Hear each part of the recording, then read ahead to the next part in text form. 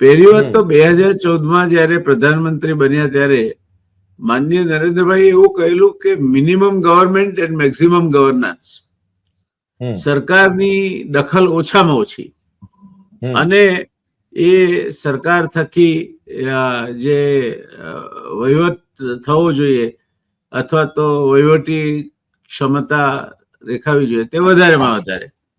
હવે આ પહેલી વાત તો એ કે આ કાયદો એ નરેન્દ્રભાઈએ કરેલી જાહેરાતનો છેદ ઉડાડે છે.